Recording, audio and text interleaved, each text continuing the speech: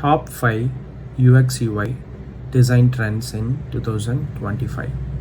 நீங்கள் ஒரு டிசைனராக இருந்தீங்கன்னா மறக்காமல் இந்த வீடியோவை ஃபுல்லாக பாருங்கள். First one, AI driven design.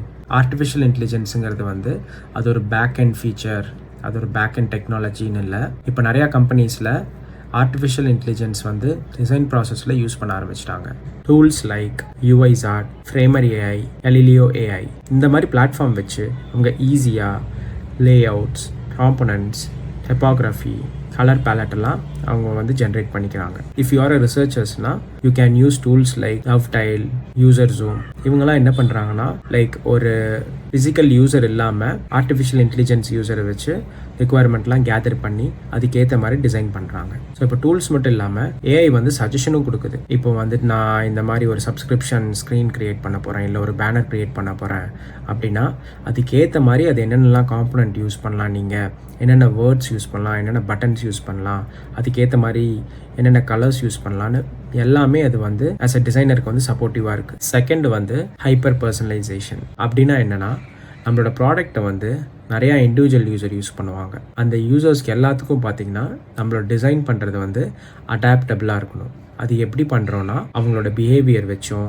அதுக்கப்புறம் அவங்களோட references and usage patterns. For example, Spotify app எடுத்துட்டிங்கன்னா நீங்கள் ஃபர்ஸ்ட் ஃபியூ சாங்ஸ் கேட்குறத வச்சு அடுத்த பிளேலிஸ்ட் நீங்கள் என்ன கேட்பீங்க அப்படின்னு சொல்லி அதை சஜஸ்ட் பண்ணும். இதே நீங்கள் நெட்ஃப்ளிக்ஸ் எடுத்துட்டிங்கன்னா உங்களோட வியூவிங் ஹேபிட்ஸ் வச்சு அது மூவிஸ் அண்ட் கான்டென்ட்ஸ் எல்லாம் சஜஸ்ட் பண்ணும். இப்போ ஒரு மொபைல் ஆப்பே எடுத்துட்டிங்கன்னா உங்களோட லொக்கேஷன், டைம் அண்ட் கான்டெக்ஸ்ட்டை பேஸ்ட் பண்ணி UI மாறும். ஃபார் எக்ஸாம்பிள், இப்போ ஒரு ஃபாதர்ஸ் டே, மதர்ஸ் டேனா அதுக்கேற்ற மாதிரி UI and also the food items and reels. And நீங்கள் சென்னையில் இருந்தீங்கன்னா அதுக்கேற்ற மாதிரி ரீசெண்டாக நியர்பை எது ட்ரெண்டிங்காக இருக்குது, ஃபார் எக்ஸாம்பிள் ஃபுட்டோ இல்லை ஷாப்போ, இல்லை நீங்கள் கோயம்புத்தூர் ட்ராவல் பண்ணுறீங்கன்னா இல்லை வேறு டிஸ்ட்ரிக்ட் போனீங்கன்னா அங்கே என்ன ஃபேமஸாக ட்ரெண்டிங்காக இருக்கோ அதுக்கேற்ற மாதிரி UI அண்ட் கான்டென்ட்ஸ் எல்லாம் உங்களுக்கு பப்ளிஷ் பண்ணிகிட்டே இருப்பாங்க. Third one, zero UI, invisible interface அப்படின்னு சொல்லுவாங்க. அப்படின்னா என்னன்னா it's beyond the screen. Like ஒரு ஸ்க்ரீன் இருக்குது, அந்த ஸ்க்ரீனை டேப் பண்ணுறது, அப்புறம் ஜூம் இன் ஜூம் அவுட் பண்ணுறது மட்டும் இல்லாமல் ஒரு வாய்ஸ் வச்சோ, இல்லைனா கெஸ்டர் வச்சோ,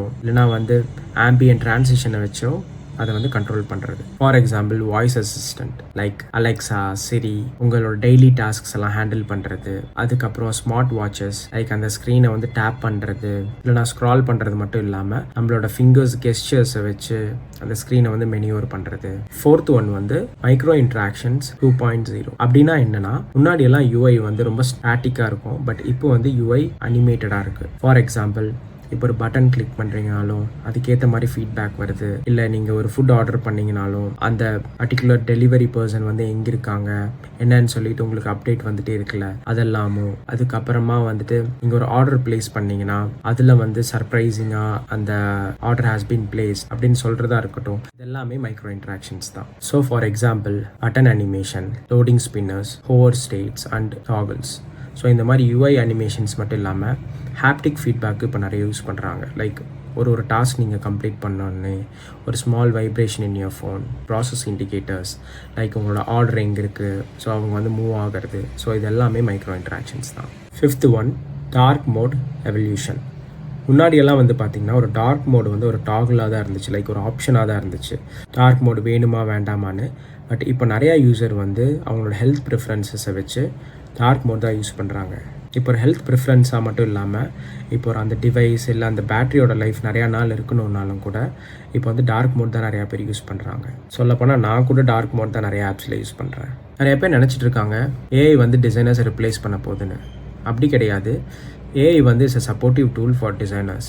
லைக் ஒரு கோகோலீக் மாதிரியும் இல்லை ஒரு க்ரியேட்டிவாக தான் அது இருக்கே தவிர it will not replace the creativity. உங்களுக்கு டவுட்ஸ் அண்ட் தாட்ஸ் ஏதாவது இருந்துச்சுன்னா மறக்காமல் கீழே கமெண்ட் பண்ணுங்கள். இன்னும் இந்த மாதிரி நிறையா டிசைன் இன்ஃபர்மேஷனை தெரிஞ்சுக்க மறக்காமல் இந்த சேனலை சப்ஸ்கிரைப் பண்ணுங்கள். பீஸ்.